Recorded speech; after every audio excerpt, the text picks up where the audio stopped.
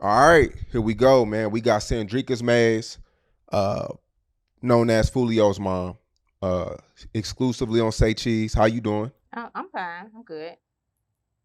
Nice to meet you. I know this past month has been a roller coaster for you. I've been knowing Foolio for about 7, 8 years personally. Always promoted him on my platform. Uh, uh, Great kid, great dude. He spoke on your name a lot too in interviews and things of that nature. It sucks that we have to meet or finally, get to know each other on these terms. But you know, sorry about everything that has happened. Um, how are you doing? I'm doing fine. I'm doing good. I'm doing better. Yeah. What's your mental, your mental like right now? Well, of course I have my days. I have my on and off moments. Um I just try to keep busy. Keeping busy with his music and other things that got going on with his career and labels and things of that sort. So I just try to keep myself busy um to not much think about certain stuff that'll ruin my day. Yeah. I mean, I know things have changed drastically from phone calls to social media to you having to handle things like funerals and things, legal matters. Like, what has changed the most, over the past month? Well, far as with phone calls, I will say that normally people say that when a funeral is over, you don't get any phone calls. That has not been the case with me. Um his friends keeping in touch, his fans from all over the world are keeping in touch. Family, just everybody, his distribution, people at Create Music. I talk to them directly all the time. So far as with, I'm still keeping in contact and things with everybody. But far as with other things by handling legal matters, um, I've been in business since 2009, so that's something that I have always been able to do. Far as I'm handling business every single day, literally, on his behalf. With Charles, far as his business, his music career, my business, and things of that sort. So the only thing that has changed is that he is not here. Mm, Um, the only thing has changed is I got to keep his stuff going. I got to keep it going.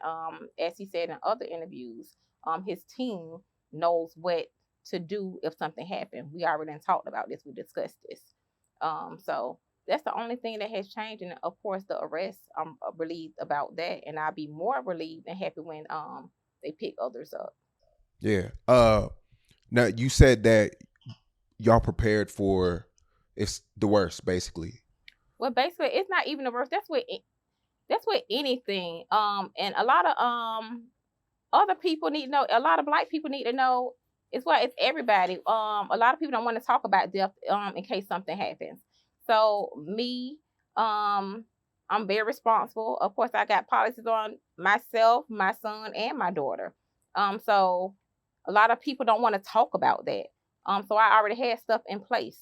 Um, Even if it was a car accident or a health illness or anything like that, I was prepared. I was prepared for it all. And so should others as well. So it's not like he keep getting shot at. I got to go ahead and get this. No, he has had insurance since birth. Right. So Yeah. So we're live in Jacksonville right now. Is that where you're born and raised too? yes, I'm born and raised in Jacksonville, Florida. Okay. And what was that like growing up for you? Well, I was raised on the north side of Jacksonville. I wouldn't say I had a hard life. I never struggled or anything like that. I was raised by my grandmother, um, and my great grandmother. My mom passed when I was about 5 years old. I'm the only child, but I never struggled. I went to all the schools. I was always popular. Um, at schools in my community and things of that sort. So I never seen a struggle. It came a time when I got a little older, maybe 17, 18 years old. I was in high school. being raised by my grandmother and great grandmother. Of course, they old, so they don't know nothing about the the latest clothing and stuff or whatever. So I started doing hair at a young age, and that's what a lot of people know me from doing hair. That's what I started off doing hair before I got into nursing. So I didn't have like a rough life where I had to like be on the street and had like a survival whatever. But I will say that um I always was strong. I always had to take care of myself or whatever because, like I say, my grandmother and great grandmother raised me or whatever. And I moved out at maybe 18 years old into my own place. So like it was good. I was a cheerleader. I was in sports and things in school. So it was good. Growing up young. So you moved out at 18, and what was the next thing? I moved College or I moved out. When I moved out, I moved in Hilltop Village Apartments. Y'all have always heard him say about 1646 West 45th Street. I moved there. That was my first apartment. Um, I moved there. Like I say, I did hair. I used to go to the clubs, and things of that sort. I mean, I had fun. I was young. I had fun. I moved. I stayed in the bottom. He done talked about the bottom and stuff like that. That's right by Hilltop Village Apartment. He probably talked about 50/20 a little. I stayed out there maybe a year. And then it came a point in my life I was like, I think I want to get in the healthcare field. And I started off as a CNA.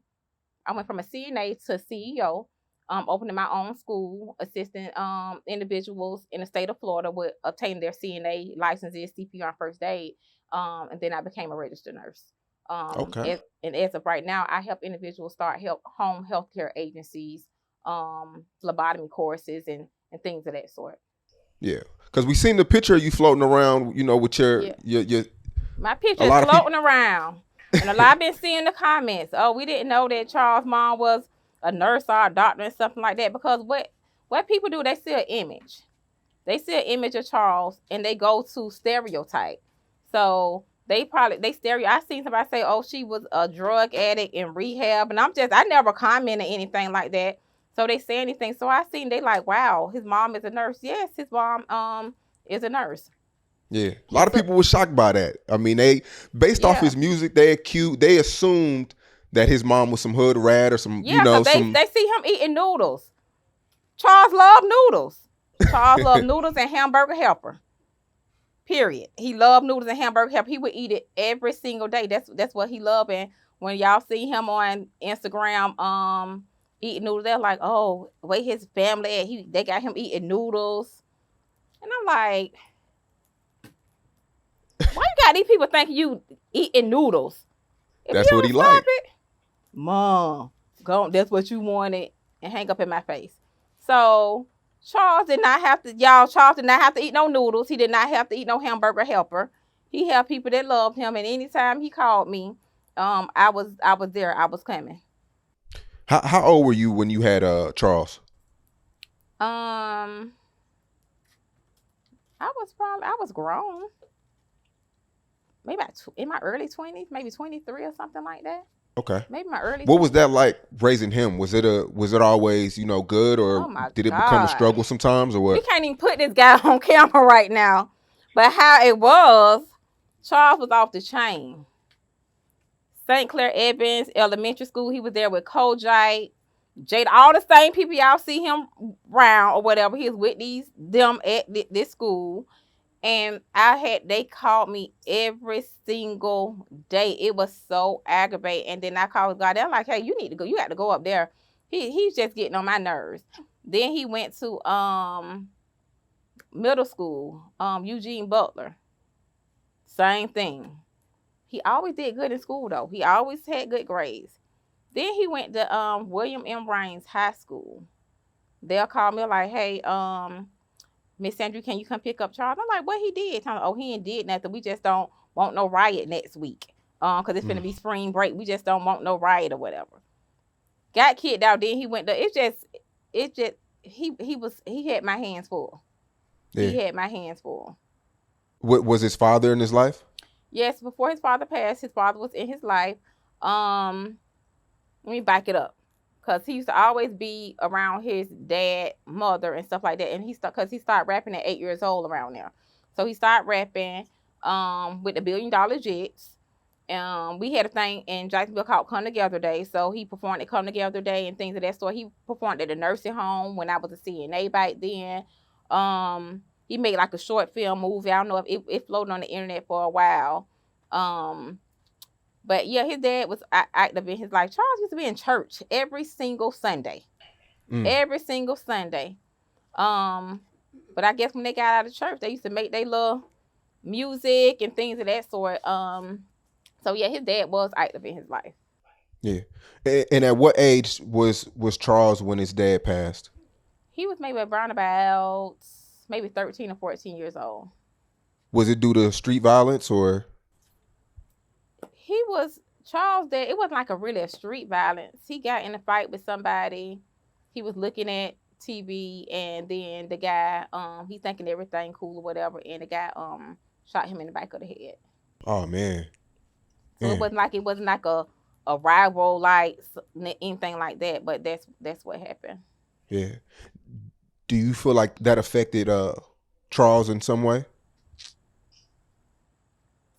Yeah, I think that affected him when his grandmother died, which is Charles, Big Charles mom. He started to rebel. I ended up putting him in different programs. And I'm going to say this because I be seeing the comments. They're like, "Oh, his mom failed him and his dad." Yes, his dad was in his life. I put him in Youth Crisis Center, Daniel Memorial Buildings, everything to help him. That boy used to, I don't know who used to go pick him up. One day he was at Youth Crisis Center, and next thing I know, I go home. That's on the south side. I go home over on the west side. He's sitting on the curb. I'm like, well, who the hell picked him up from over there? And it's like, as a kid, like 13, 14, 15 years old, he still had these older people, like, doing stuff for him. Like, and I think it was because of his dad, because a lot of people had respect for his dad. But I did everything I could for Charles. He never disrespected me or anything like that, cursed me or anything like that. But I think when his grandmother died and his dad died, that did play a toll on him. Yeah. So that's when you first noticed the change? Yes. What kind of changes? I first noticed the change like when he got shot, when he was getting off the school bus, and he don't catch school buses. I was in front of the school waiting on him and fell asleep in front of the school. It was an alternative school. And then I'm like, Charles, where you at? He on the school bus. And then he stopped answering the phone. I'm like, I don't care what we got going on. He's going to answer that phone for me. I don't care what it is. And I found that he got shot. But when he got in the hospital, this is when I found out at 14 that about the gun and all that stuff right there, because he was under a whole lot of anesthesia and pain medication and stuff. He was like, Mom, I need a gun. I'm like, what? And so that's when I really, really found out about this. That's when I started digging into social media on I think it was Facebook then. It wasn't no Instagram, but it was Facebook then. I started looking at all the stuff or whatever. Trying to make myself aware and keep up with everything, and trying to make others that was around me aware what their kids was being involved with as well. What age was he shot on the bus? He was 14. 14 years old. Mm-hmm. And this is around the time where his dad passed, his grandma passed. You're noticing the change. Do you notice? Do you ever find like a gun in his room or anything of that nature, or is it just all social media at that time? Yeah, at that point, it was social media. Like I say, he never had that stuff around me. I guess he respected my career, and if he did, he hid it. He hid it. So he never had no guns around me, like smoking marijuana in front of me and all that type of stuff right there. No. I never saw none of that. Okay. So the bus shooting, did that pop off the beef that everybody's seeing today, or was that just some side? That was a whole nother beaf. Okay. That was a whole nother beef right there. This stuff that's today, that's totally different, because you have to understand, back then, all of them used to be like friends. All of them was cool. All of them was neutral. I'm friends with all of their parents. I were friends, because when this stuff started, some people went their own way or whatever. But Brown then, everybody was friends. Everybody, like, they hung around him. Some of the same people that is involved in this beef, they either rap together. He did team parties. So they went to the team parties and supported him and all type of stuff. So that beef right there didn't have anything to do with what's going on today. So I don't want to mention any rap names in this video as far as the people, his enemies, but so you're saying that y'all all know each other? We know each other very well. Okay, so We know each other like you stay right here and that one stay right there. We know each other where I was doing your hair. We know each other where we were hanging out together. We know each other where we know each other stayed at. We were friends. We were best friends. We knew each other, not just like, oh, on social media. We have pictures together. They come up on my Facebook memories. We were friends. We were all in in friends. in and we're talking about people from other sides of town too, right? Everybody. Wow. Everybody. Mm. So when things get a little uglier, do y'all reach out to one another or do people just distance themselves? I'm the reacher outer. I reached out, as everybody know, that I got shot 8 times going to work early in the morning. And I was in the hospital bed and I started reaching out. Like, hey, I don't want this to happen to you. I have one individual that say, oh, I don't want to talk. I don't want to talk to her, da da da da. I'm like, darn, we was cool. We supposed to be adults. Yeah. Some adults not adulting. But then I have these other people on this side. I talk to the dads or whatever. Darn, that's what's going on. I'm sorry, Drake, da da da da, whatever. And I do have some parents that I was talking to, or whatever, that we were sharing like posts and stuff, that anything we found out, we were exchanging information or whatever, because we wanted each other to be safe. Because at the end of the day, you could tell these kids what to do and all that type of stuff right there, but they're gonna do what they want to do. We can't control nobody to who want their kid to do stuff like this. Nobody. So I reached out. I'm a reacher outer. I'm always reaching out, but it came a point where I stopped reaching out because people get mad. Oh, she called me. I always got to call me and tell me about this. Okay, then. Well, I'm just trying to fair warn you. Warning comes before destruction, that this what's going on. This what your kid got going on. So I'm just gonna keep it to myself. But I feel bad as a parent and as a human being. So if I know something's going to go down, and if something happened, I would feel so bad that I could have said, hey, such and such, if I didn't say anything or whatever. So I just got to the point where, hey, I don't got nothing to do with it, and it is what it is. I tried to reach out, and that's it. When did you know that it was real? I mean, we know getting shot on a school bus is crazy, but like, when did you know that, like, lives, people can end up dead, serious things can happen? What was the first time that you seen that it was really real? Because it came a point and people was getting killed every day. Even from when he got shot at 14, his friend he went to Rain Sweat, he got killed. These kids were getting killed like every other month as kids, every other month. And then just as like recently as 5 years, of course I knew it got real when they started getting killed or whatever. And then when I got shot in 2018. But I always knew that it was real because the violence was very horrible. It was bad. It was very bad. Did you ever have sit downs with Foolio? The record "When I See You," and it was a song where he listed, let me see, a list of dead ops where he's just naming everybody who passed away. Are you begging him not to put these out? Are you telling him to delete these videos? I used to talk to him or whatever. And I like, oh, Charles, why would you do that? Why did you do that? He was like, Mom, you seen what they said about you? You seen they talked about my friends. You see what they said? So it's only a certain amount of stuff that I could do. Or whatever. When I used to tell him, hey, why did you do that? Oh, you ain't call their mom. You ain't hear the song they put out? So it's always a response or whatever. This person say this and he gonna say something, but to think about when he say something, it's gonna be more disrespectful, as we know. Yeah.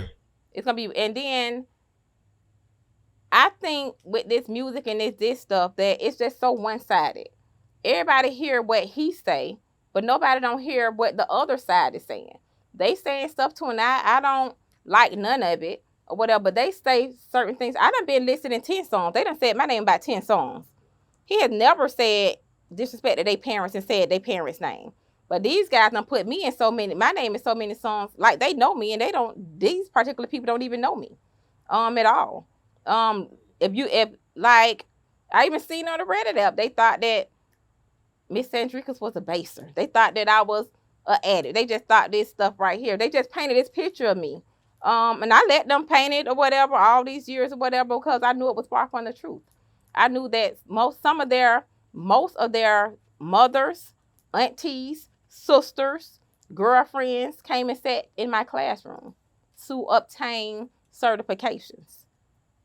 And even though the beef was going on, I never turned them down because I'm a businesswoman, or whatever. And I know that they didn't have anything to do with it. But what these parents need to understand is don't be one-sided because your child was saying this or whatever, and he responding to this or whatever. Even though it's not right, but it's like a tit for tat, tit for tat, tit for tat thing that's going on. But yeah, I talked to him about it. Yeah. Why did you say? And then I'm gonna address this too. And they say, "Oh, he's so disrespectful. He jumping on people graveyards." I was just about to ask you that. Go This ahead. man ain't jumped on y'all people graveyard. Those grave sites were either out of town or around in a different like area, whatever. He didn't. So the When I See You video, that's not the 23 guys gravesite? No. So what about the group of kids that he took a picture with and they're all he did that, and I told him about that as well. But when he jumping on those graves, that's not him. But when he did that, I called him cause you gotta understand, I don't like that. I was affected by this. And at that point, how old he was, 25, 24, 25 years old. I'm like, oh Lord. I'd be like, well, what's finna happen next? Who finna get shot next? It's just not gonna stop. Well, you heard what such and such said. It doesn't matter. It come a time where you stop. And at this time before he got killed, people wasn't hearing from him. People was at, where's Foolio at? Where he at? He ain't doing this and he was like straight chilling until the thing with King with the fight thing about boxing, and then another rapper had and mentioned him in the song. He was chill. He like, well, I've been chilling. Y'all was like coming for you. See how much I just be chilling, I tell him, people want a reaction out of you because if you do a reaction back to them, what's going to happen? The fans gonna go to their page, run their numbers up, and things of that sort. So you got to think smart. So because up until his death, he was chilling. He was like chilling hard. Cause I was one. I'm like, well, what you doing? You ain't doing nothing. You ain't doing your music. You going to the studio? What's up? So he was like, he was just chilling. Did y'all talk every day? If it's not every day, every other day. Yeah. Was there ever a point where I asked him this in the interview when he was laying in the bed with his foot up?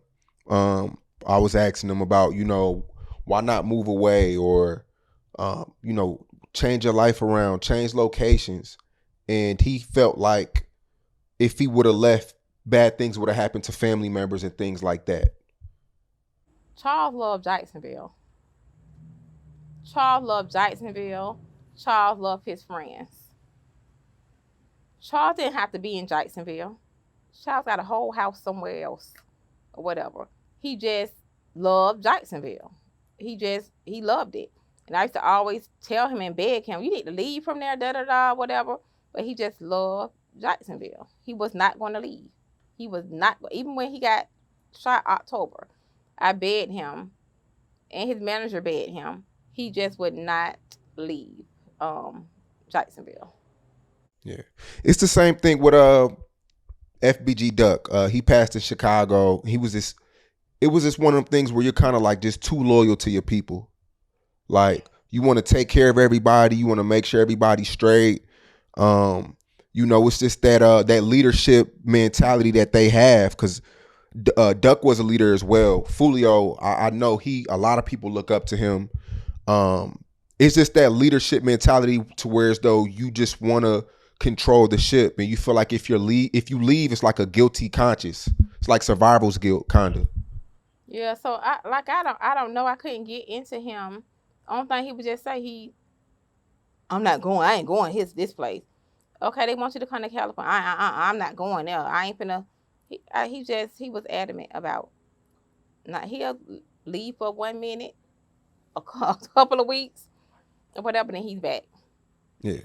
He's Because back. people, when you move, people like to say you hiding or you ducking, but that's not it, man. You I once wouldn't. you I get don't to a care certain nothing level, about that ducking and whatever. It's about being at who. What quality of life do you have? You can't go walk to the store. What quality of life you can't pump no gas?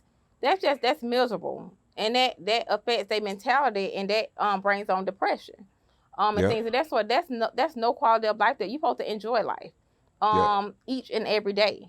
You're supposed to enjoy life. So I know I don't want to be ducking and dodging it. Oh, who this is? Oh, who that is right there? I can't even.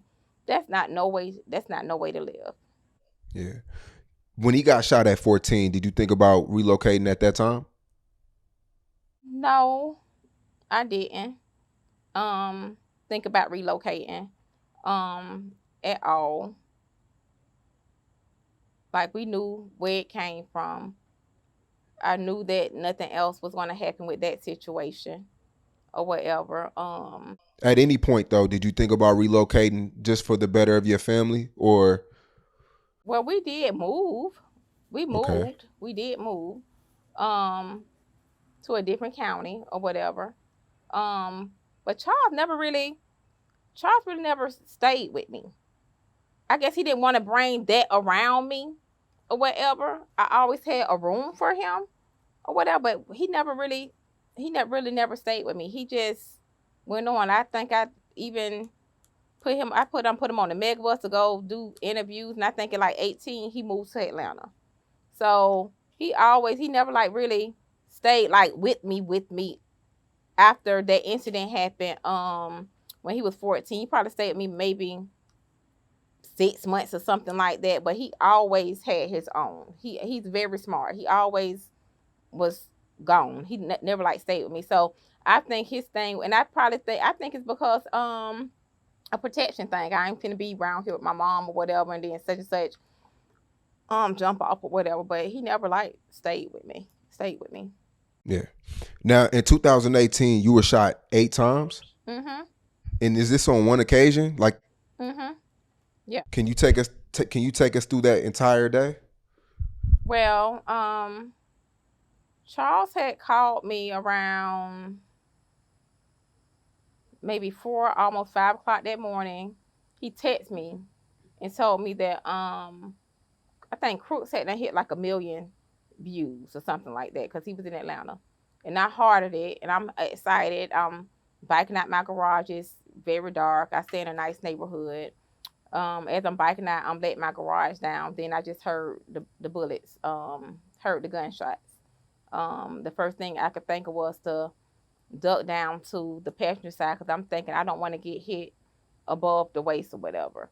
So finally, when I heard the gunshots stop, I just slow rolled my car to the like playing like I was dead. I slow rolled the car so they could think I was dead. And after I felt like the coast was clear or whatever, I end up driving back up, and then everybody end up coming out the my neighbors end up coming out their houses and things of that sort. Um, so that's what happened that day. I was on my way to work. Okay. And do you what do you do after that? Do you call the police or do you drive to the Everybody, this hospital? neighborhood that I stay in, everybody called the police. This is not like no, this not a neighborhood in the hood or anything like that. This was something new to these people. Um, I got neighbors running out with they weapons. I got a neighbor next door. She's a nurse. She's crying, trying to assist me or whatever to stop the bleeding. So everybody called. I did call the police as well. So everybody was calling the police. And where were you shot at exactly? I got hit up on my whole left side of my body, but all the bullets like landed to my right side, and I suffered I got bullet fragments on my spine. The bullets are still in me to this day. I got bullet fragments on my right spine. I had a fractured femur. I had get a split in my pelvis. I was on a walker, and things of that sort. How did that affect Foolio? I know, You heard the song, yeah. Kendra and But like Austin. when you spoke to him, like you being his mom, you knowing him outside of rap, you knowing Oh, him, you knowing the I real. definitely wasn't gonna be able to tell him nothing then. And I talked to him while I was in the hospital. And I was like, hey, we need to just stop this or whatever. But at that point, I can't tell him nothing. I can't tell nobody nothing.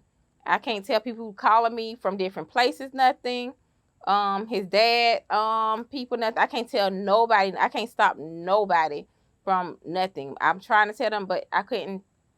That was just talking to a deaf ear. Because you just shot somebody's mom. For what? Because Exactly. y'all beefing over Instagram or whatever. You just tried to kill his mother. For what? Did he shoot at your mom? Did he kill one of your homeboys? Did he knock on your and do it? No, that's not it. Because he was out. It was just because we already know. We know Charles' mouth. Whatever. And it's none of that. They did it um because they wanted him. And they figured, hey, let's go get his mama. Um, and they done made plenty of songs about that. Let's go get his mom. Take his mom out. You don't think it was a mistaken identity? No, it wasn't a mistaken identity. They knew it was you. Of course, they knew it was me. They talked about it. Wow. So they after this happened, they were bragging about it. Yeah, they Oh got my God. several songs. Several songs. And did Foolio ever live there? He probably came to my house one time, but no, he didn't stay there. So how does the location get out? Is it just word of mouth, Jacksonville, just being Jacksonville? I I honestly don't know, and I don't trust people. Um, there's no telling. They could have followed me from my building. Um, cause like I say, I did all type of court. They could have followed me or whatever. They could have tried to look it up. I don't trust nobody. They could have got it from the clerk of courts or court. I don't. You cannot trust none of these people. None of them. It's easy to get somebody's location. Why you think your location is hidden? It's not. You got somebody working a driver's license. Or you got somebody work anywhere that can get your location. Because at the end of the day, the people behind these computers and these jobs, they are human. They want to be involved in something they don't have no need to be involved in. So it's no telling where they got my location from. Especially if you're a registered voter, your address, whatever, everything is out there. Yeah. After you got shot. Well, how long did it take for you to recover? Like start walking. Well, I think I was in the hospital maybe 2 weeks, and I was on a walker. Um, I done been through so much in my like adulthood life that I refuse physical therapy. I was like, I don't need it. I do it on myself. So I was determined to get off that walker. People want to decorate the walker. I'm like, yeah, I'm not gonna get this walker decorated. Y'all crazy. So I walked with a limp for a while. That happened in August of 2018. And I think I went back to work maybe November, December, not because I was fully healed. It's because I had to go back to work. Um, still spending out money. Car shot up. The house I was in lost money with that or whatever. I still had to get back on my feet to do what I needed to do. I never depend on nobody. So I know I had to get back out there and do what I needed to do for myself and for my kids, whatever. Of course, he assisted me or whatever. But where I was at during that time, whatever, because I wasn't going back to that house or whatever, and I had to move out of that house or whatever, I had to do what I needed to do. Yeah. And at this time, you were in the hospital bed and you're reaching out to other mothers, right? Other Mhm. parents, other guardians, and a lot of these people they're acting standoffish. It's really one person I standoffish. Can you say who It's that only just person one is? person. Only one person acted standoffish, and I was very surprised at that. But everybody else they were, and then later on down the line, of course, people acted standoffish. And I made a pact with one of the ladies. We made a pact. We was like, regardless of what these kids say, we are not going to get involved in this. We already know they're gonna go tit for tat with this rapping stuff, whatever. We're not going to get involved. But her kids told her to stop talking to me and block me, and that's what she did. Um, up until my son got killed, she reached out and wanted to talk. Of course, I don't want to talk now because we don't. You want to talk to me now because you think we have something in common because both of our boys are dead. We don't have anything in common. Yeah. So now I don't want to. I don't want to talk. You didn't want to talk what five in 2019, 20 or whatever. When so what's there to talk about now? I just feel like you're going to be fake. And you moved from that location, I moved from right? that location. Hmm. Okay. Um, did you personally know? I mean, it's pictures that are around on these YouTube documentaries with Queso, with Foolio, and then they say Young and Ace was cool with Foolio because I mean, as we know, Foolio was like the head guy of like the drill music of Jacksonville. He made that a thing in Jacksonville. Do you personally know any of these guys? Did he ever bring them by the crib or anything? No, ain't nobody coming to my house. They ain't coming to my house. But of course, I know Hakeem. Um, that's case, so I know him. I know his mother. I know his whole family. Um, Younger Ace, I know of Younger Ace, but I do know his mother. And I know his brother very, very well. His little brother. Um, so yeah. Yeah, But as and far were as with Young and Queso, Ace I were know you his whole entire family. right? Everybody. Mother, daddy, sisters, brothers. I know his whole family. Yeah. Were Young and Ace and Fulio ever tight, or was it just affiliated? They Or I don't think they never met each other. They never met each oh, other. okay, At all. okay. Young and Ace did say that in the academics interview. He said that they never met, but I think at one point they were cool. But you know how Yeah. that They goes. were just Like, being neutral or whatever, but yeah, yeah, they never actually met. okay, okay, okay. Um, so I mean, man, I mean, so time goes by after you get shot 8 times. Are you ready to relocate after that? I mean, but yeah, like just like man, forget this whole Jacksonville thing. Like, let's go to Atlanta. Let's start a new life. But I did. I relocated somewhere else, Okay. and then I relocated somewhere else after that. Yeah. So yeah. Yeah. So 2018, Young and Ace, that shooting happens where 4 people get shot, 3 die, 1 survives, which was Young and Ace. Um, and was that before you got shot 8 times or after? After, I think that happened in June. I got shot in June. That happened in June. I got shot in August. Okay. Okay. And Fulio was seen, when that happened, Charles was doing what he does. Was there ever a time where you was telling him I was to so like, pissed. I was so pissed off with him. Oh my gosh. I called him and cursed him out. I had other people to call him. You know, a lot of times these kids not gonna listen to their mother. So I had other people to call him and tell him that he just gonna do it. They're gonna do what they want to do. I was so pissed off when I bought on Instagram and I seen him doing all that talking about them. I was pissed at yeah, him. And yes, I called. I don't do that. I'm not like some of these other mothers. I don't do that. I don't like that or whatever. At all. And I cursed him out so bad and he blocked me or whatever. Okay, I got another number and I had other people to call, but yeah, I was livid about that. I was yeah. pissed. Yeah.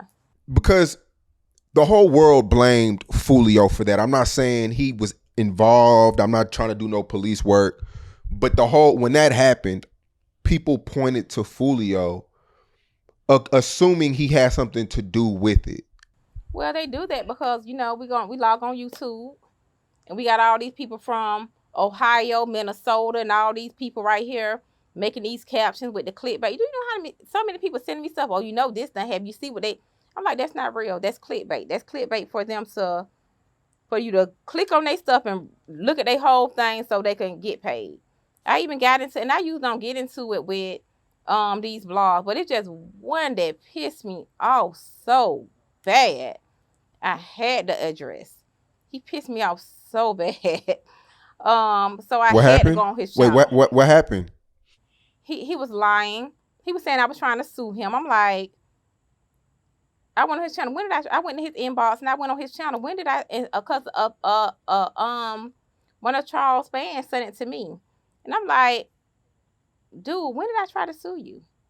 And then I looked at his channel and he was like, oh, because I'm gonna go off on Foolio mom and da da da. I'm like, you don't even know me. I don't know you. Then he's like, well, you could just come to my channel. No, I'm not finna come to your channel to run your stuff up. That's the only blog dude that I can't stand him. Because all his stuff about Foolio on his page is a lie. It's clickbait. It's clickbait. And I tell people, how y'all gonna listen to somebody that's, if it ain't come from me, it's not real. Yeah. These people, how these people in Detroit and all these places know about what's going on in Jacksonville and they don't even stay here. And then the people that believe it, you so small minded because you got to ask yourself, and people actually embed this in their head and believe all this stuff. Oh, he was this top killer, da da da da.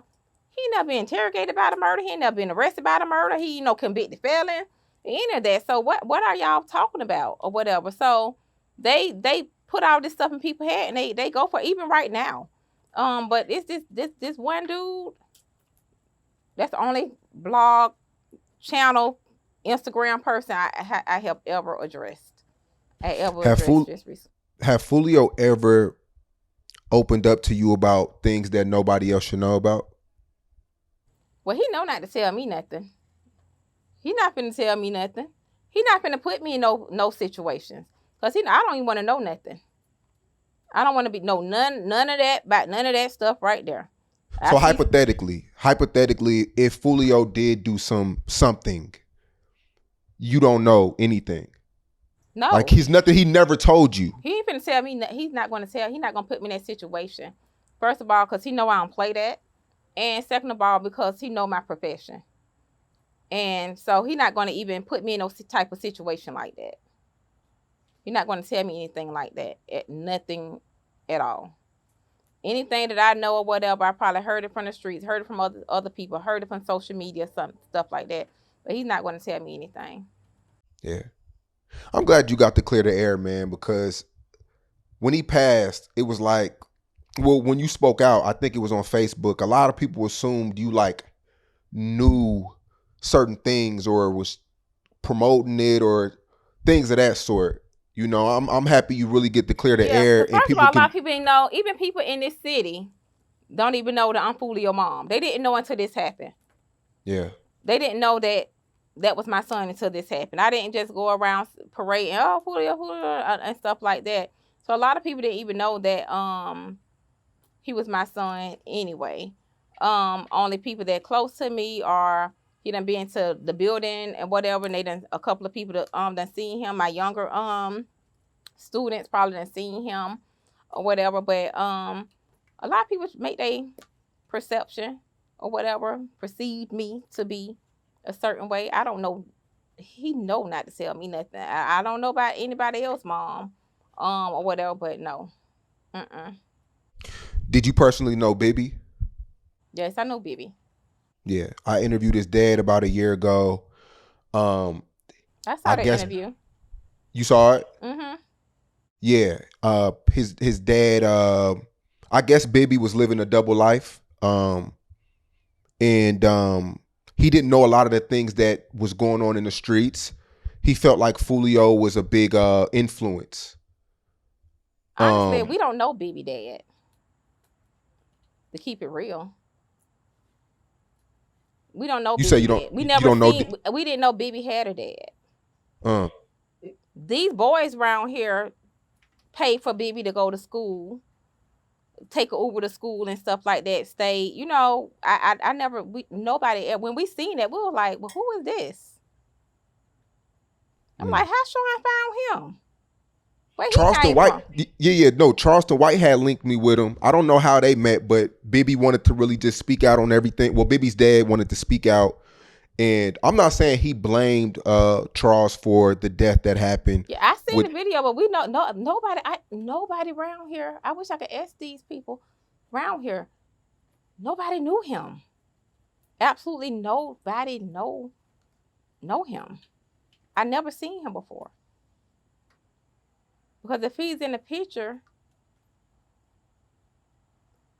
we don't know Bibby dad. Yeah. Nobody. Especially in the social media age, you can be a good parent and still not know what's going on. You turn the corner, your son or daughter's doing whatever they want to do. And that's absolutely correct. but we don't still know him. We didn't know he had a dad because, like I said, Bibby, we knew. I don't know where that guy came from.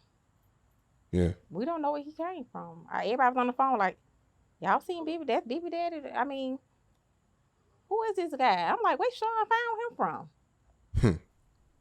Bibby dad. But where he been at? So Mm. that's why in the interview he really couldn't tell you much about Yep. nothing. Cause we don't know him. We have never seen Yeah. him before. Yeah. It seems like Did he stay in Foolio had a. Jacksonville? He stay in Jacksonville?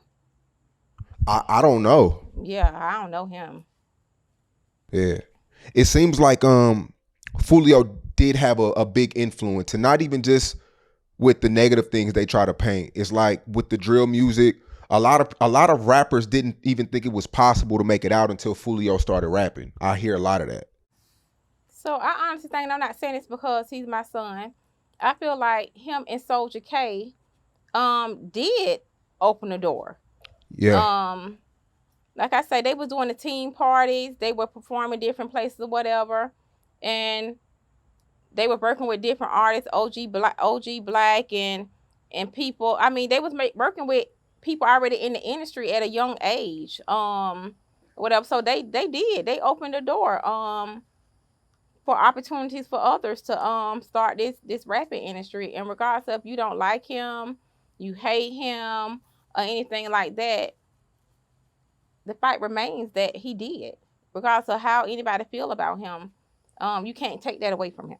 What do you think made him the most hated guy in Jacksonville? Do you think it was jealousy? Was it him I being think super disrespectful? I think it's jealous. I think it was jealousy. I think that because his disrespectful lyrics. I think because people only see stuff, like I said, one sided or whatever. So because some of the guys that he even was beefing with or whatever, they done did songs together. They done tried to link up with him and things of that sort. And if you really know Charles, if you be around him, he is super quiet. He he would give you anything. So people always talk about the negative, but they're not going to talk about the good things. And he have did a lot of good things for this community, helping these kids. He done paid $1,000 for these people, $1,000 for them. He had to give him hard. And I used to always tell him that, you can't buy love. Mm. You can't buy nobody to like you. You can't buy nobody to love you. But Charles have more than drill music. That's just what they glorify. I have maybe 80 songs right now, and half of those songs don't have nothing to do with drill. That's Are those absolutely songs nothing at all. are those songs going to be released soon? Yes, I'm dropping an album. I was trying to drop it August the 18th on the day of his dad's birthday, but it's probably going to be, if I don't meet my deadline, it's going to be either the end of August or the beginning of September. But the album is dropping, and it's called Demigod. Okay. And who's running his account? Is that something that you approve? I'm running his account now. Before, somebody had his password or whatever, and I'm just able to retrieve it from his phone or whatever. But before, I wasn't running his account. But as of Okay. right now, you can see the different stuff on there now. Me posting songs or whatever. Now I am running the account. Okay. And he's with Create Music, right? He had a distribution deal with Create Music. Okay, so that's who's going to be distributing the new album. Okay, okay. Um, man, is there anything you could have done differently? Like I said in the beginning of this interview, it's been 30 plus days, 32, 33 days that went by, and I know you've had a lot of time to reflect. Is there anything you feel like you could have done differently? No, because I was a good mom. I provided for my kids. I worked very hard. Um, to make sure they didn't have to steal nobody's car, make sure they don't have to go in the store and steal. My kids, which it's only two, like I said, my daughter is a teacher. Um, my kids have never wanted for nothing, absolutely anything at all. So whatever they did, he did outside of me. He did that because he wanted to. So no, I got him when I seen him rebelling. I got him the resources that he needed. I got him to YCC Youth Crisis Center. I got him to the Daniel building. That's the help troubled boys at all. I even it even was a group where me and a handful of moms met up to a school to talk with police officers to get to stop all this stuff. I was there. I did that. I was with those moms and things of that sort. So I did absolutely everything I could to, and his son, my mama trying to make me happy, but she know I'm tired. Um he's listen to your mama. I'm telling y'all to listen to your mama. My mama ain't never told me nothing wrong. Yep. He's telling y'all that I have always been there. And so He no, said I he wouldn't have said did that. He anything did say differently. that. I wouldn't do anything differently because I was always there for my kids up until they are adults. If he getting pulled over by the police officer, they know me. The gang task know me. They know I'm gonna be there in 5 minutes flat. Hey, what's going on? What we got going? Hey, no, you know. So anytime he called me, I'm always there or whatever. And like I said, he was never disrespectful to me, anything like that. But I wouldn't do nothing wrong because I always provided for them. We never had to stay in no type of lights not off, no food or anything like that, any of that. I took them places or whatever. My kids were spoiled. Mm. And I made sure I did that because I know I didn't have growing up. So like I say, when I was 17 years old, in high school, I had to go out and work and provide and to keep up with people at the school I was at or whatever. I went to Rains High School. That's a fashion that back then that was a fashion school. So you had to be on top of your game going to that school or Yeah. whatever. So no, I wouldn't have did nothing differently. Nothing at all. Because what else could I have done differently? And I see people say that, oh, she failed him as a parent. How? He was in school. He didn't have to steal nothing, take nothing. I tried to get him the resources he needed. I hadn't asked even a judge, is there any programs or whatever that he get in? There's no programs for these kids unless they get in trouble and commit a crime when they're young.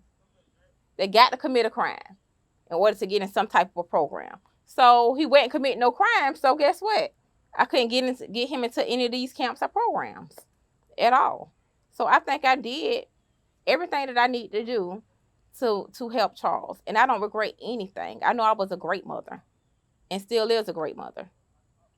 How aware were you? I mean, because you got the parents who are nosy, you got the parents who watch everything on social media every day. Were you the parent that was watching everything Well, online I guess every I'm single day? nosy. That's me. I'm on TikTok. TikTok don't really got nothing on there. I'm on Facebook. I'm on Instagram. I'm on the Reddit app. I'm on Twitter Space. Yeah, I was that nosy parent. So you knew a lot of things that was going on in the Yeah. streets. Mm-hmm. The he say she say. The he say she say. Yeah. Yeah. Yeah. So yeah, I was that nosy parent. Were you always questioning him about the stuff you were hearing? Some stuff I would, but I didn't question him about everything or whatever because he's not gonna do nothing. But Mom, why'd you listen to them on such and such or whatever? And some of the stuff be made up tales, lies, and things of that sort. Some of it just don't make no sense or whatever. But some things I was like, you seen what they said about this right here?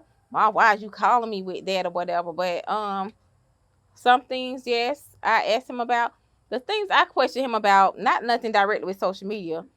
The things I got on to him about is like a song that if I didn't like it. Yeah.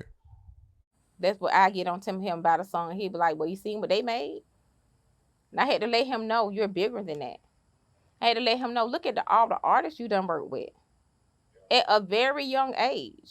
Very young age. You done worked with some of the top artists that they have never worked with and probably would never work with. Ever. You done been there and did that at 18 years old. So I tried to get him to know that, like, stop.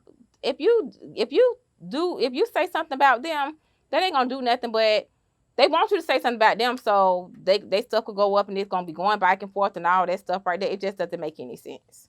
Yeah. Earlier this year, or I think it was maybe late last year, he got shot in the foot. You made a post about it that went viral. You said that pray for my son, haters in this city. shot him or whatever. He got shot in the foot. Mm-hmm. What? He doesn't change his car after that. He's still driving the same black car. Did you ever tell him or try to like convince him to switch cars or to move differently? Yes, I did. Charles is gonna do what Charles want to do. He's gonna do what he want to do. And yes, I did. And it doesn't matter if he was driving a red Pinto. If a person want to track you down or whatever, they're gonna find a way to do so. But yes, I told him about that vehicle. If he in another vehicle would that had happened, possibly so, because the people had a mission. And so their mission was to do whatever it was or whatever at that particular time to him, regardless of what type of vehicle he was in. That vehicle don't have anything to do with what happened. He could have been in a rental.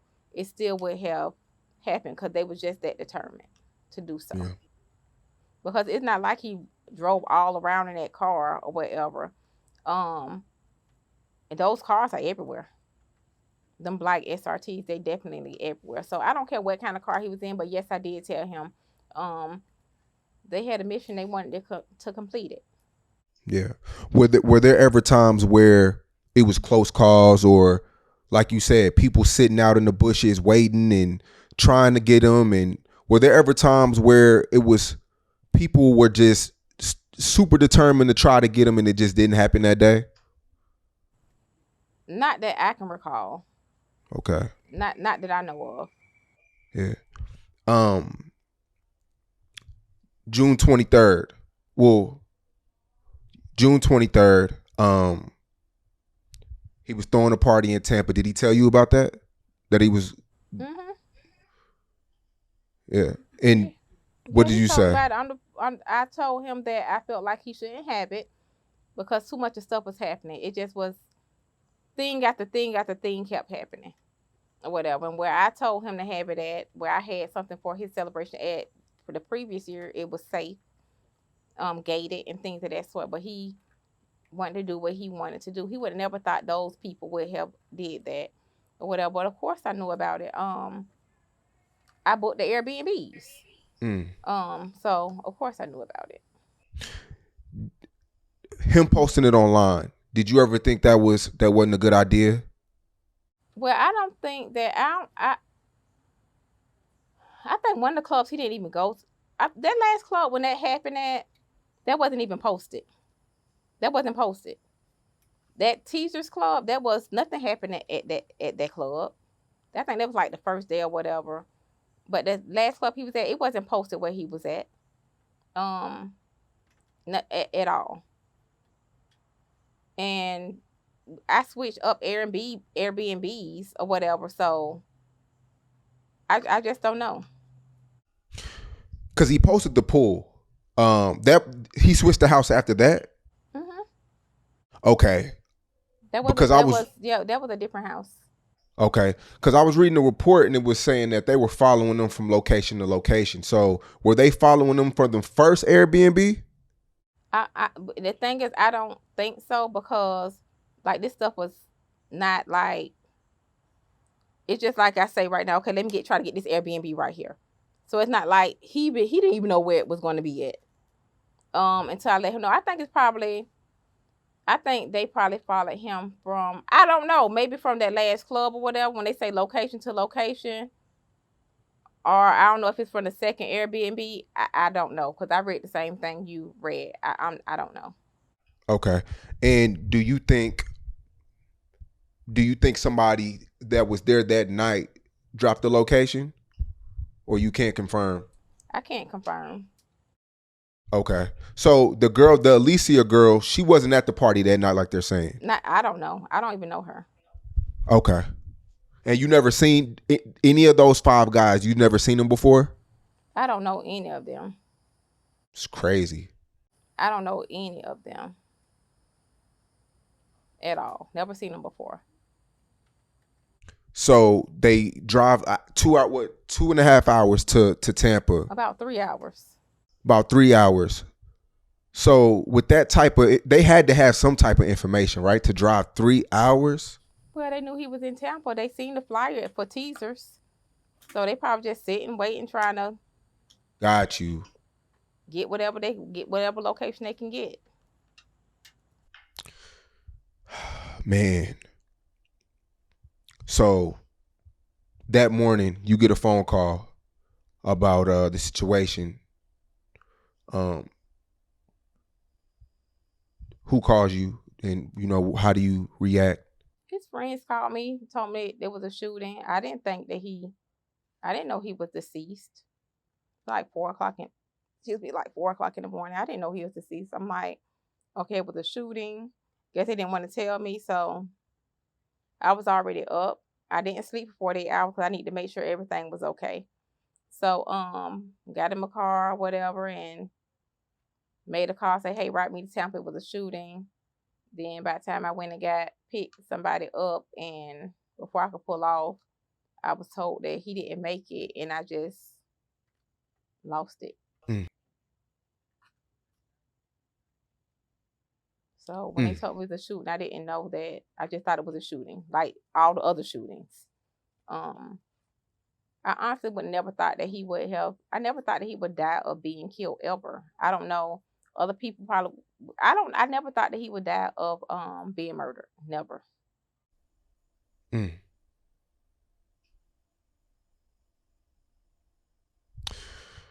I mean, the surveillance leaked.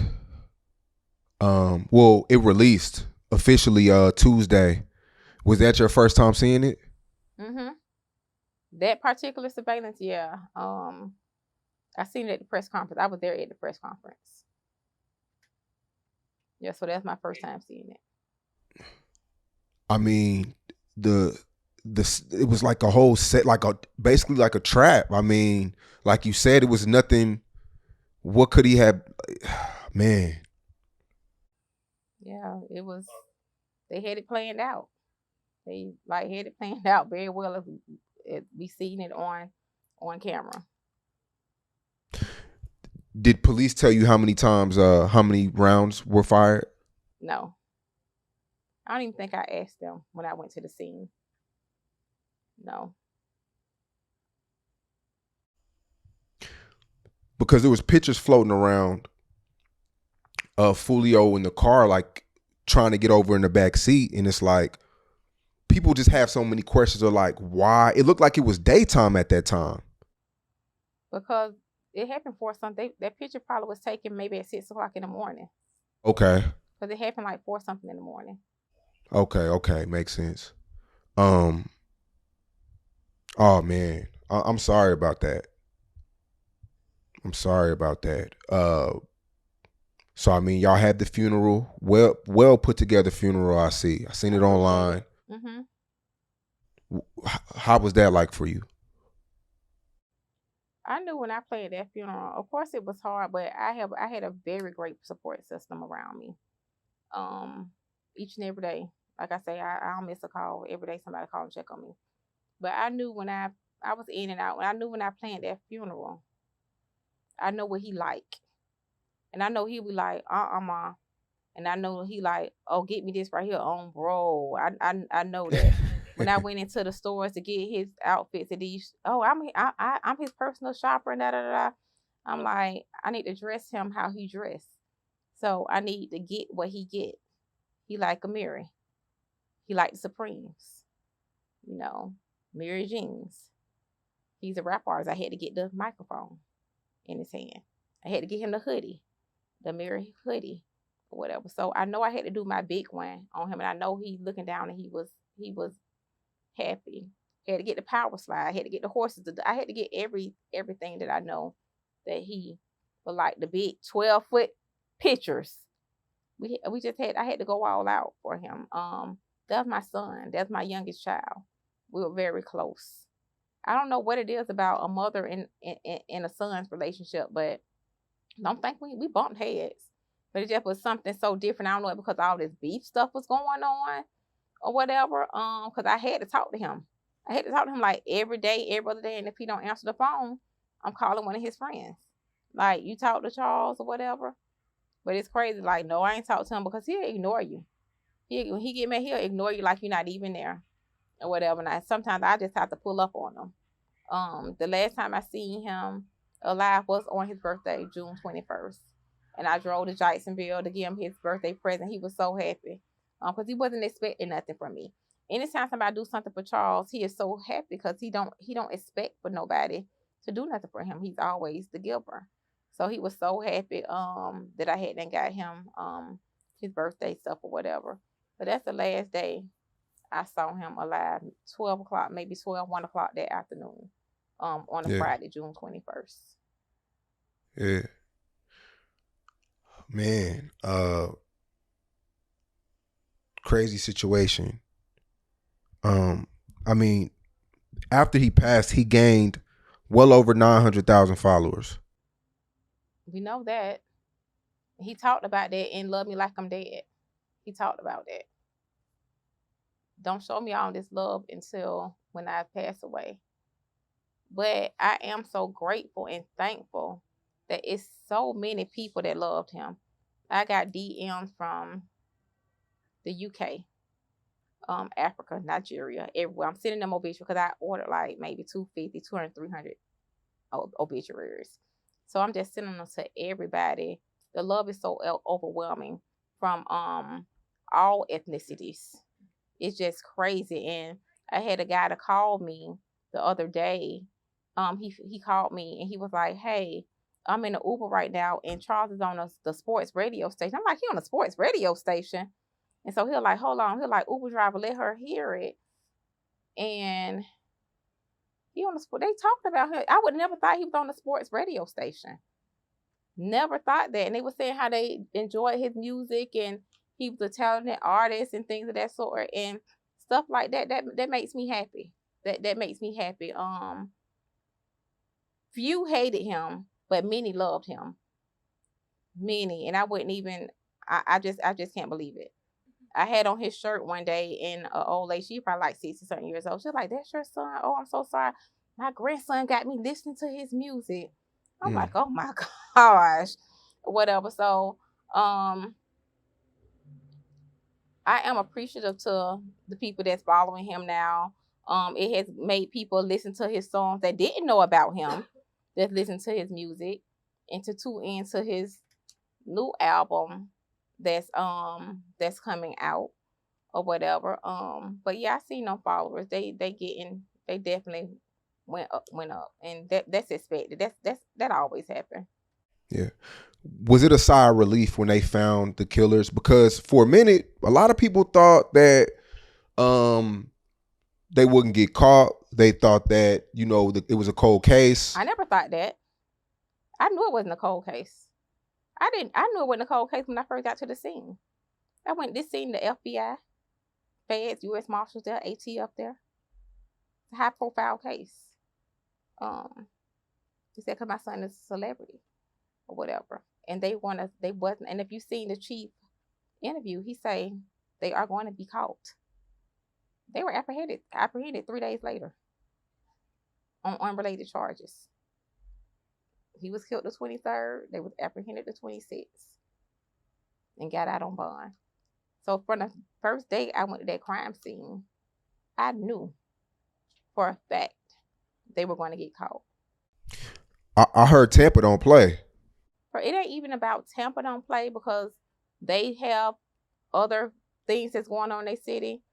It's that you came to their city and committed a crime. These people you done passed Disney World. You got tolls everywhere. You got tag readers everywhere. So Cell phone towers. Everything everywhere.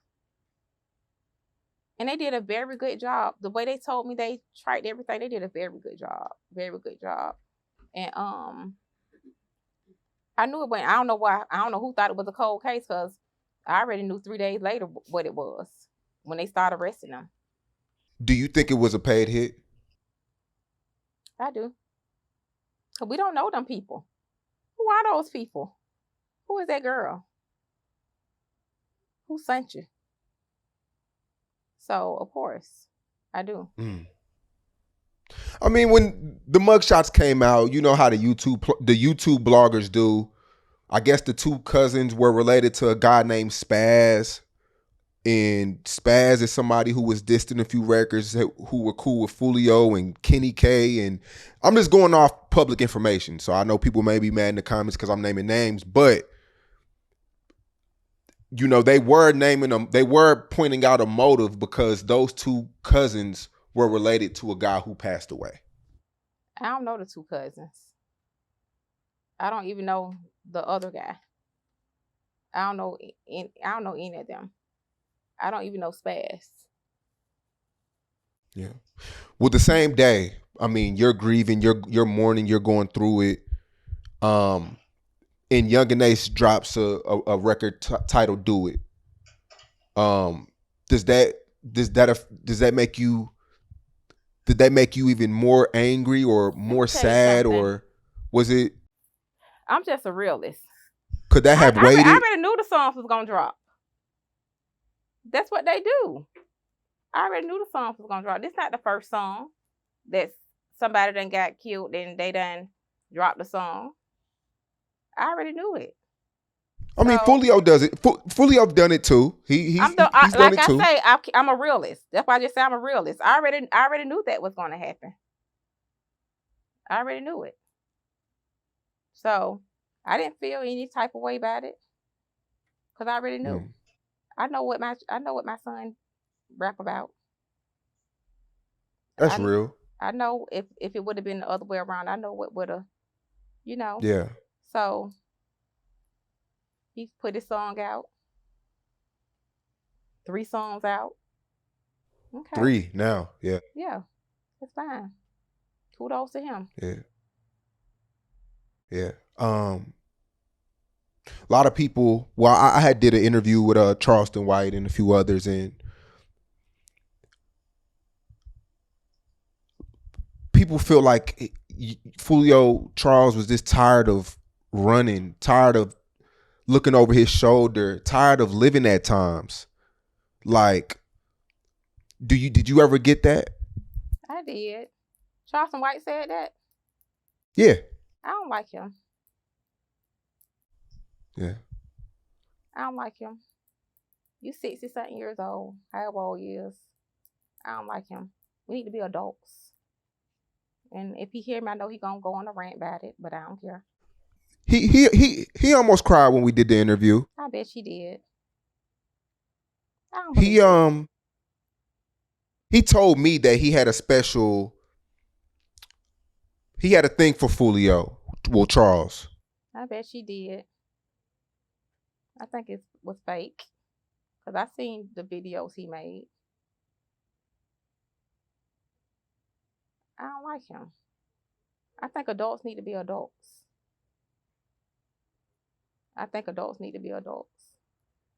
And he speak. I don't like some of the stuff he spoke on. Not even Charles, but even in chat. And I don't like that. You're too old for that. You're supposed to be an adult. So, I think with Charles, it was.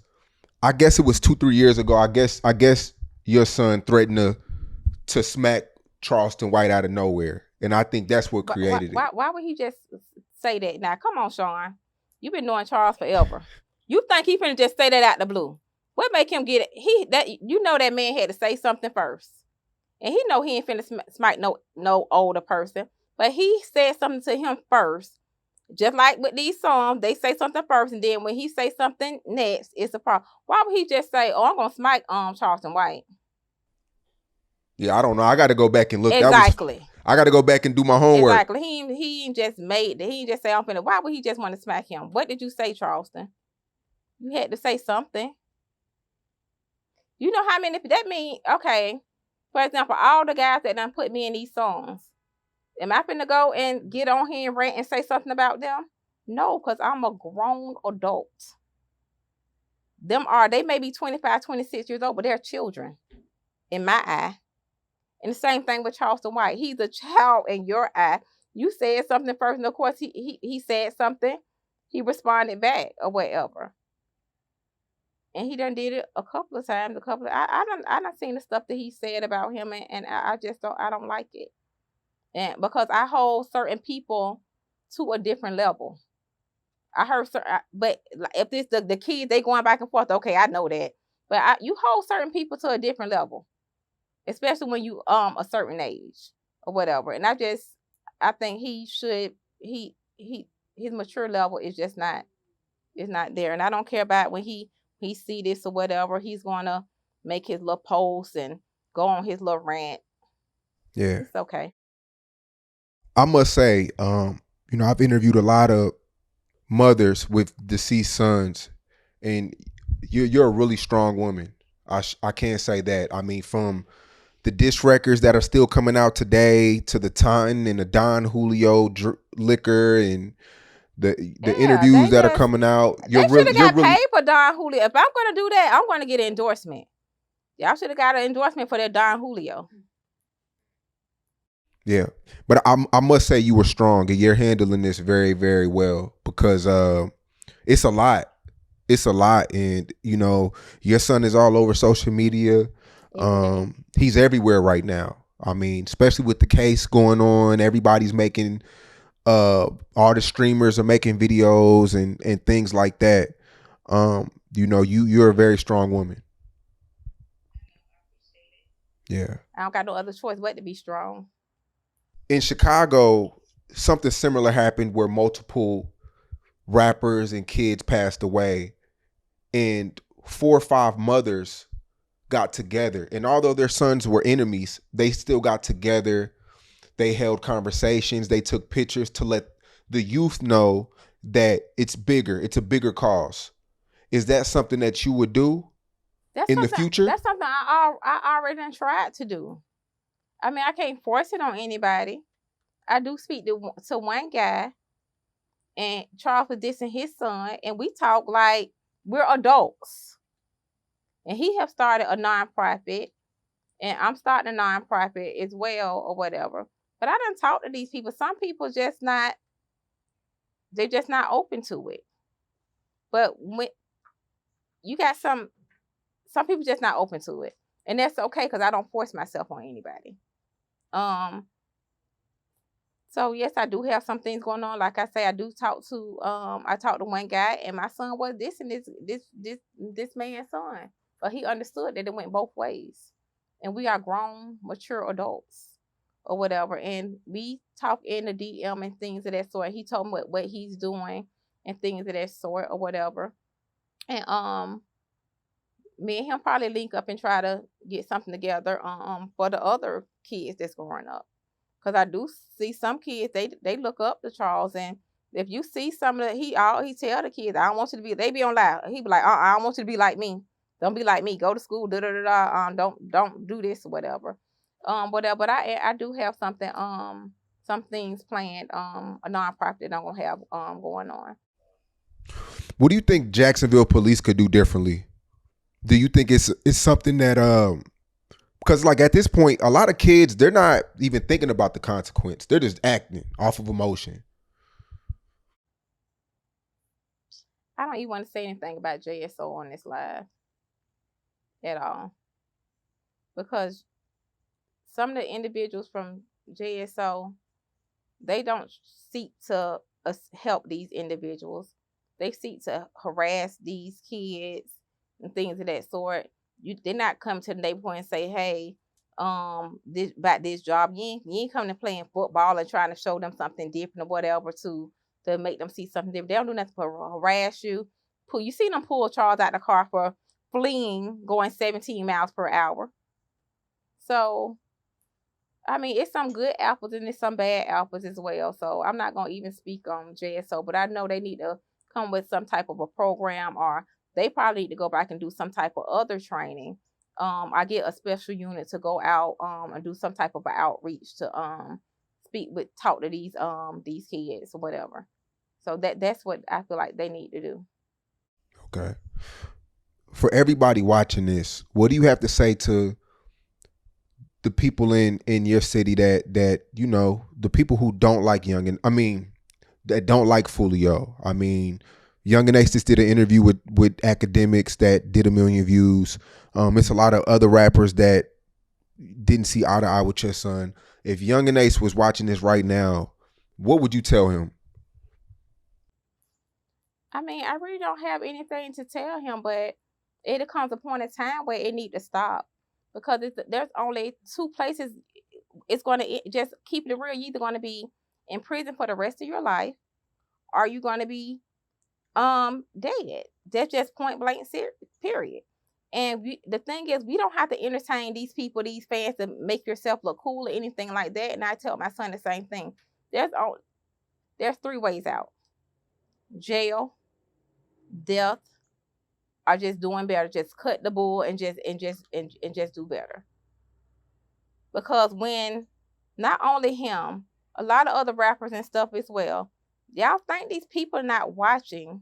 They're watching. You thinking people not telling? They're telling.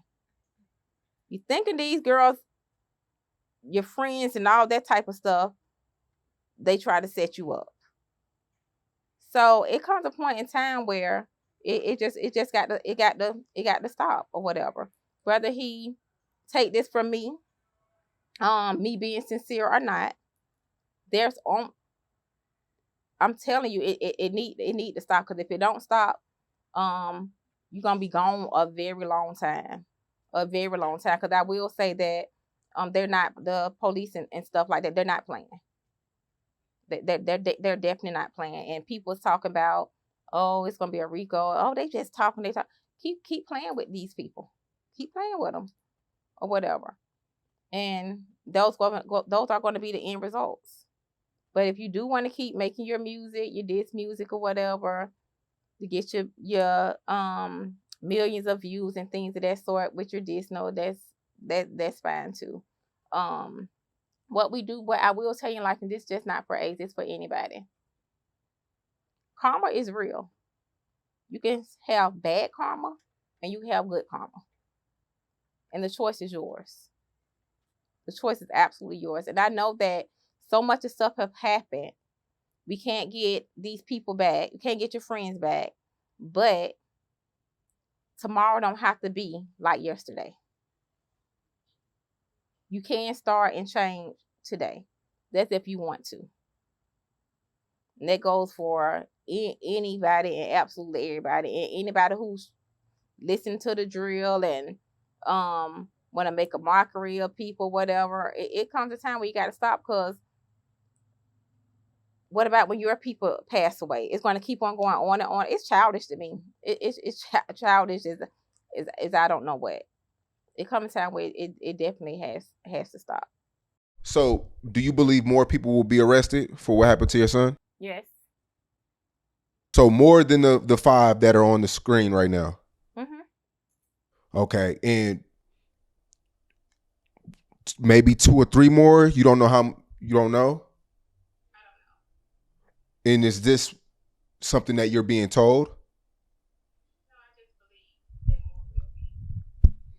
Okay. Yeah. And none of the five are connected to your son at all. I don't know. I don't know any of them. Like, I don't know any of them at all. And that's what's it's strange to me. Like, if I don't know any of them, he would have never thought those guys would, we don't know.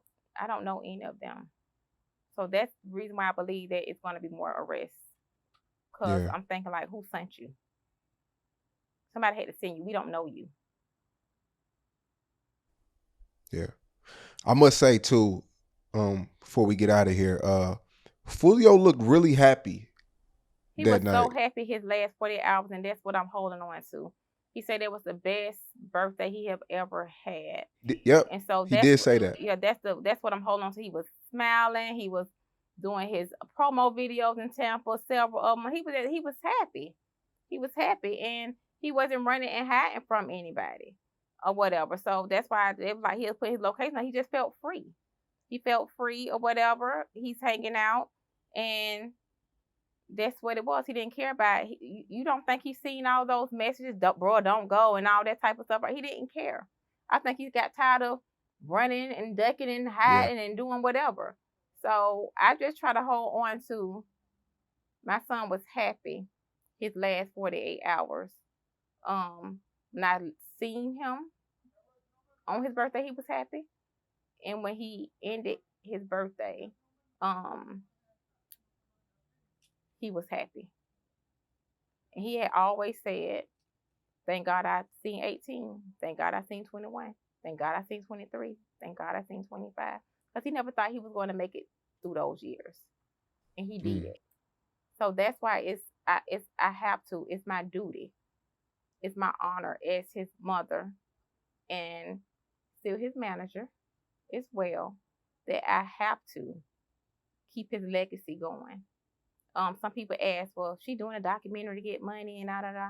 YouTube is getting money off my son. Blogs are getting money off my son. His documentary is going to tell how he grew up and the truth. Who can tell the truth than me? His album is still gonna be dropping. Like I said, we got songs. I could make like 10 albums before this year out. Mm. I got songs on top of songs on top of songs on top of songs or whatever. So of course I'm going to keep that. I'm going to keep that going. I see some people that done passed away and like nothing is just like blank Yep. We see that a lot. or whatever. But that's not going to be the case with him. We started Foolio label a couple of years ago or whatever. So I'm putting that into action. I'm putting into action. I have maybe about 5 people that I manage right now under the label E6PN. They're gonna come out with a mixtape soon or whatever. It's a contribute to Charles as well. So that's what he wanted. That's what he wanted. A lot of people assumed because he gained millions and millions of views on YouTube that he was rich. Um, how well was Charles doing off his music? Yeah, so he made more than people that major who signed the major record artists to major labels. Create is great. He still on his masters and he still he made a lot. He made a lot. Yeah, A lot. yeah. Because I mean, we see the Holiday Ends and we see the Charger that didn't change, and First of all, I it didn't know. happen at the Holiday Inn. That's the first thing. It happened behind Home to Home Suite. That's the first thing. Second of all, if you get kicked out of Airbnb 2 o'clock in the morning, you got to find somewhere to sleep, right? That's You right. got to find somewhere to go to something in the morning. So where else was he going to go? So I see the thing about the Holiday Inn jokes and all that type of stuff right there, whatever, and it doesn't bother me or whatever. But where else he was going to go? He trying to find somewhere where they can lay their head at 2 something in the morning. And so that was close. That was maybe 6 minutes from the club they was at. And just because somebody's staying at the Holiday Inn doesn't mean that you don't have any money. Everybody don't have to flash their jewels, their money, their cars, and all that type of stuff right there. Some people just dress regular and you wouldn't even know what they have. Some people dress flashy and rent their jewelry. They rent their car. They owe the jewelers hundreds of thousands of dollars. That's true. But I what see we it every see day. on the internet, you're thinking they got all this money and the jewelry is leased. So we can't go by that. Some people live their life as frugal as possible. They just want to just be comfortable and they got their money, their savings and things of that sort. They don't have to be flashy. They don't have to be flashy at all. Where did it go south with Queso? Because Queso's in pictures with your son. You know, you said earlier that you're very familiar with Queso and his family. I think. When did it go south? I probably think when my cousin Zion was killed. That's probably when it went south. Okay, because you know Queso's dad as well, right? Mhm. Okay, I know they're both incarcerated right now, and his dad is allegedly telling on his son or some crazy stuff like that. But it's just crazy how all these people could be friends and then, you know. Yeah. So, but I appreciate your time, Miss Mays. Like I said, you're a really strong woman. I was really friends. I was really friends with Foolio. I put him on a top 25 list, I maybe like remember. He yeah, made the first list. He made your first list, the top top of 25 in 5 of Florida. Florida. And I Yeah, remember you came and did his interview in the bottom. You had on your brown Dickie yeah. outfit. I know.